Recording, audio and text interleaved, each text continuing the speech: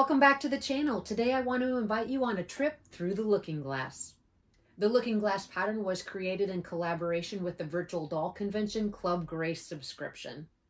If you're not familiar with Club Grace and the virtual doll convention, I'll leave a link to them in the description below. Today's sewing tutorial will walk you through the construction steps of a simple yet classic short sleeve dress. This dress can be created as a standalone or can be one of the base items for many of the cast of characters shown in Alice in Wonderland. Let's go ahead and get started. The dress from the Looking Glass pattern can be used to make any of a cast of characters in the Alice in Wonderland series. And today I'm going to show you how to make that basic dress. If you stay with me till the end of the video, I'll show you how adding some simple accessories can turn that Alice in Wonderland doll into the White Rabbit. To construct Alice's dress, I'm going to be using a simple blue cotton with a little bit of a pattern to it with a polyester lining. In addition, you're going to want to select some lace to trim the dress, as well as some narrow elastic to gather the sleeves and some snaps to close the back.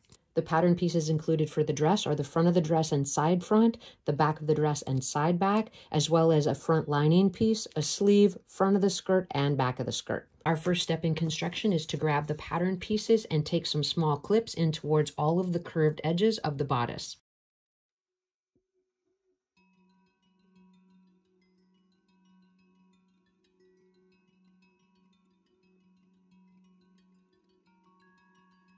Our first sewing step is to take that front bodice piece and sew that center front seam 3/8 of an inch from the folded edge.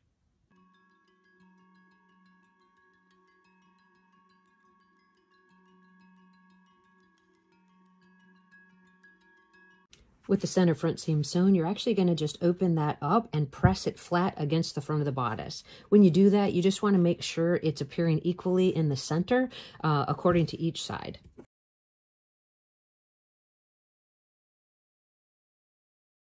Once you have that pressed, you're going to grab the lace and press it under each folded edge.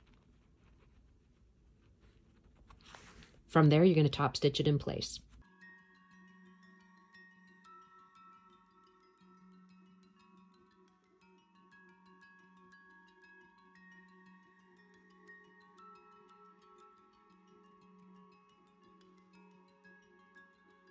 With the lace installed on the front, our next steps are to sew the side front sections to the front, as well as the back side sections to the back.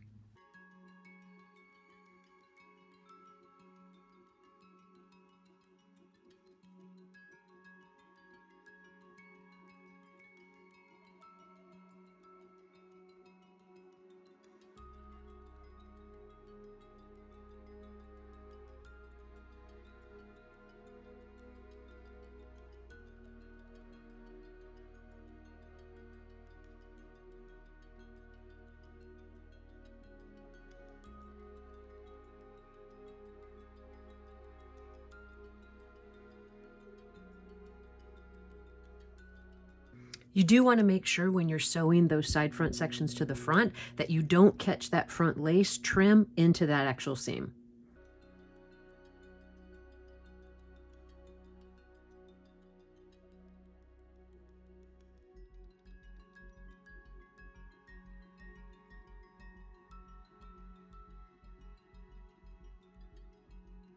With the side sewn to the front and the back, we're going to go ahead and sew both those pieces together at the shoulder seams.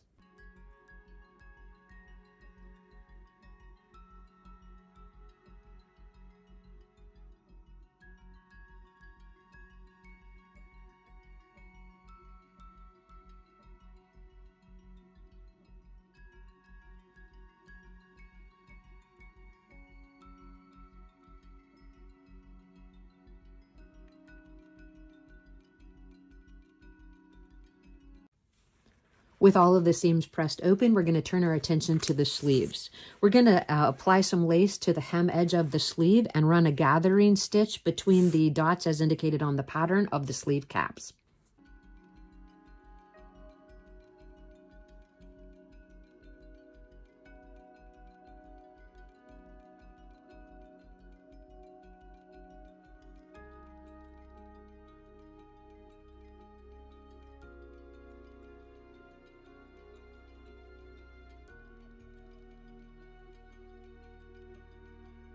I've pressed the seam allowance up on both sleeves where the lace was attached, and now I'm just going to run a quick top stitch across the top.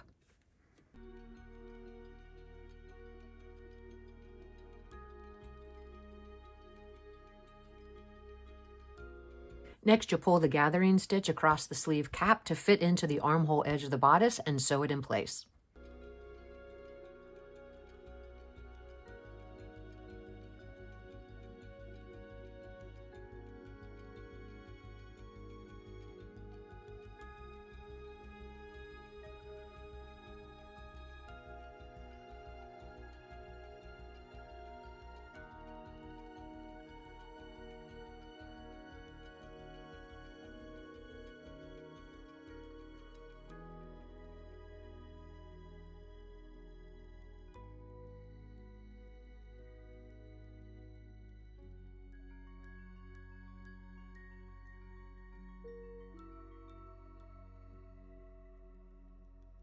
After you check both sides, you can go ahead and trim down the seam from that sleeve installation. At this point, we're going to grab our narrow elastic and apply it to the sleeves to make the gathers. You can use the seam allowance of the lace to actually place the elastic. You're going to secure it at one end, and then as you're sewing with a slight zigzag stitch, you'll be pulling the elastic towards you to create the gathers for the sleeve.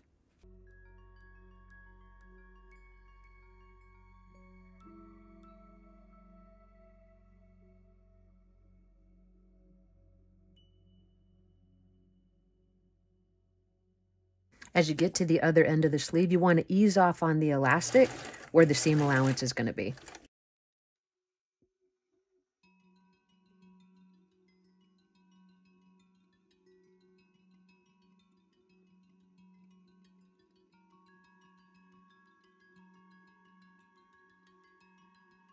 With the elastic installed, we'll sew the front back sections together at the side seam.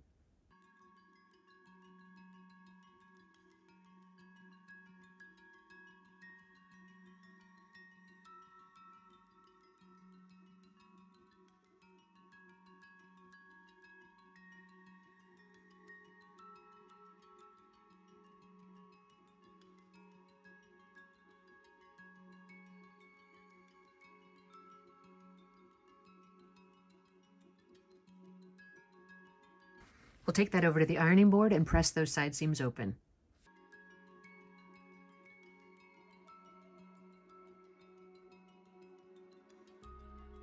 Off camera, I completed the bodice lining using the exact same steps I did to construct the top minus the installation of the sleeves. What I did do instead of installing the sleeves was I did run a zigzag stitch around the raw edge of the armhole opening, as well as turn the hem edge of the lining up 1/4 of an inch and give it a press. With this constructed, we'll pin it right sides together to our bodice.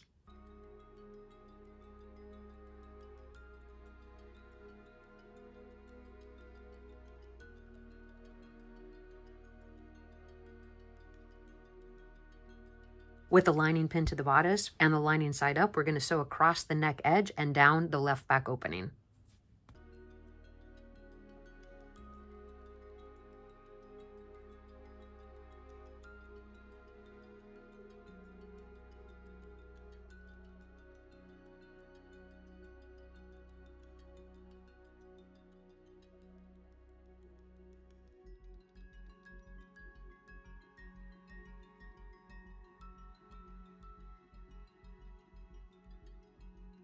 After you check both sides and make sure everything looks to be good, you're going to go ahead and clip and trim in towards the seam allowance and turn the lining to the inside of the garment, then give it a press.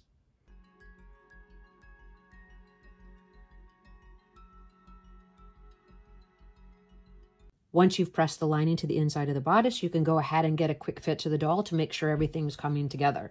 Once you've confirmed that, you're going to go ahead and set the bodice to the side and prepare the skirt pieces. We'll sew the skirt back sections to the skirt front section at the side seams and do the same with the lining.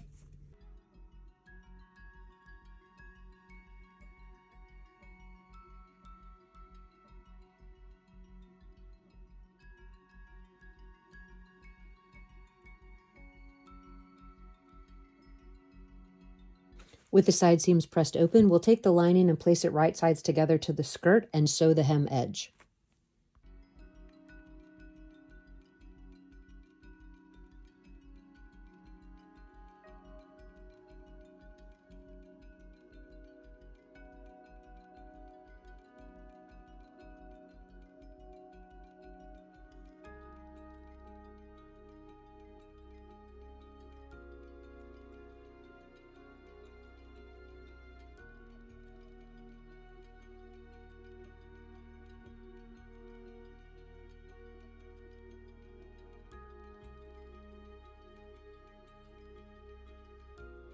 With the hem edge sewn, we'll trim that seam allowance down and turn the lining to the inside of the skirt, and then we'll give it a press.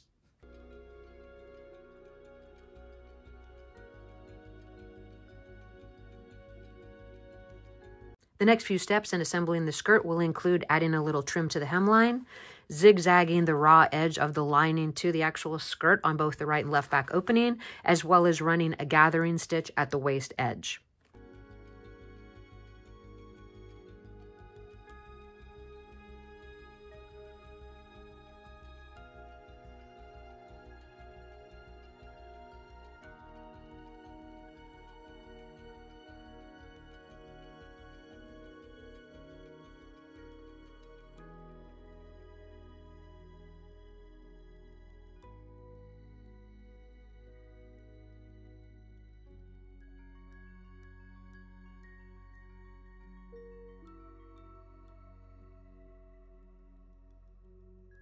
I ran 2 rows of gathering stitches, one very close to the waist edge and one that was down significantly lower so that it wouldn't be caught in the seam allowance. I'm going to pull those gathers gently, match it to the bodice, lining up the side seams, and get it pinned in place.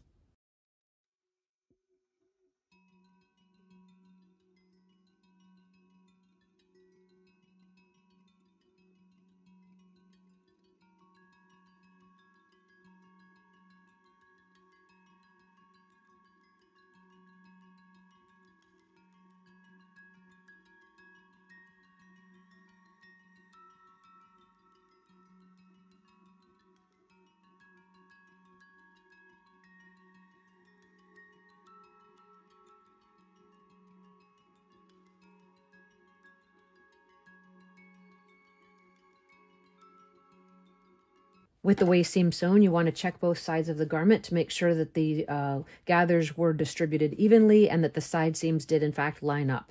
At this stage, we're going to press the seam allowance up, and at the same time, I'm going to leave that lower gathering stitch in it just to make a nice drape for the skirt.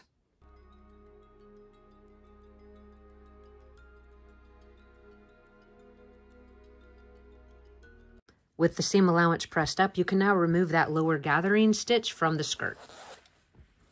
For the next step, we're going to run a zigzag stitch along the raw edge of the right back opening, and then we're going to hand finish the lining of the bodice to that seam at the waist.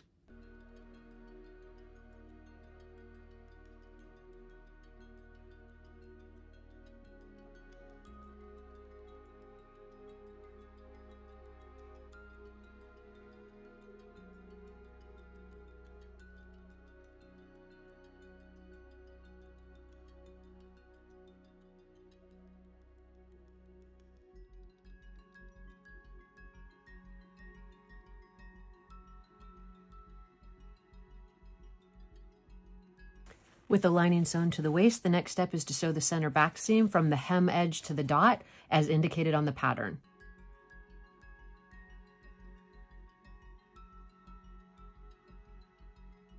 With the dress turned right side out, we're going to press that center back seam to the left side.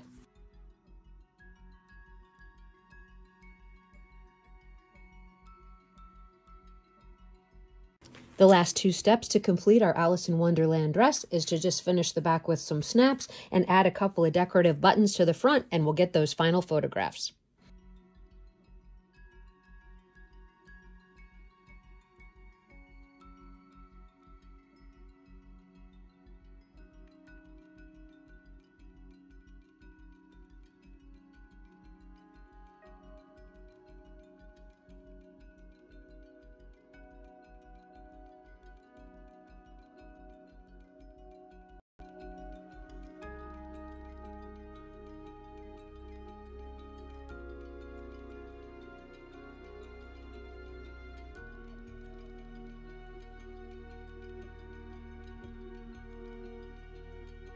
When adding elements to this pattern, I wanted to include things that would make it fun to turn Alice into the White Rabbit or some of the other characters that were famous in Alice in Wonderland.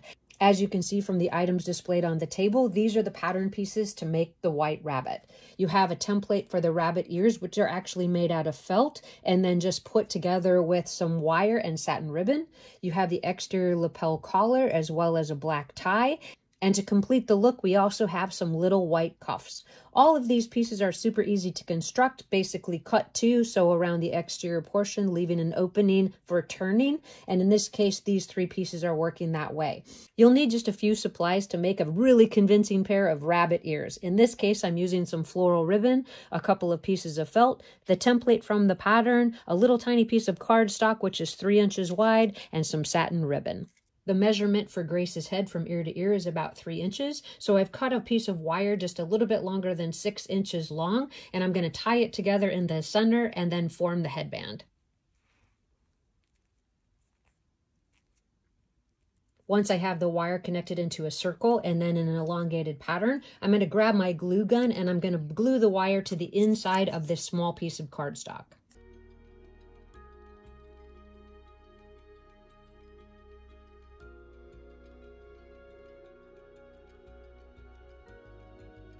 That's the base for the headband and can be easily formed to fit Grace's head. Next, I outlined the template of the ears on the white as well as on the pink fabric, and I just need to get those cut out.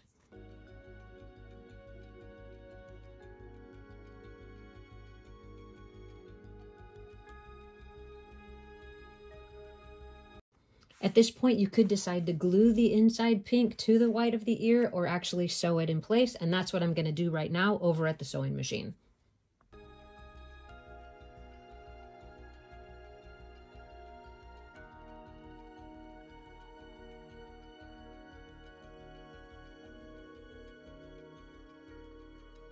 With the inner ear sewn, we're going to take a little bit of glue right across the bottom and stick it to the headband.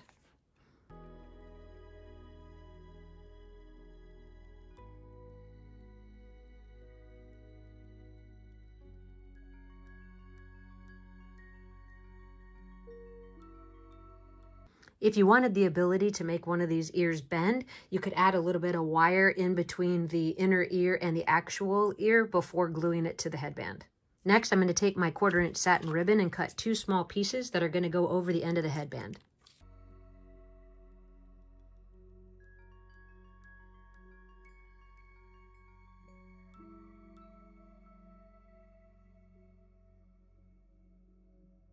From there, I'm going to take the satin ribbon and I'm just going to wind it around the headband until I get to the other side and secure it with some glue.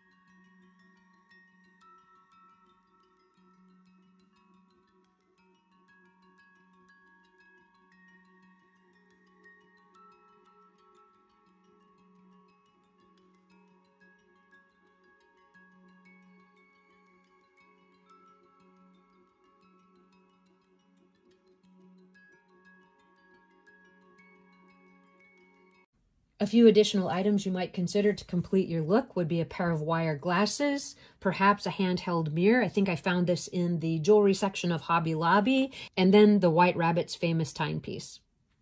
As you can see from our final photographs and the addition of our rabbit ears, our cuffs, our collar and bow, we've easily transformed Alice into the White Rabbit.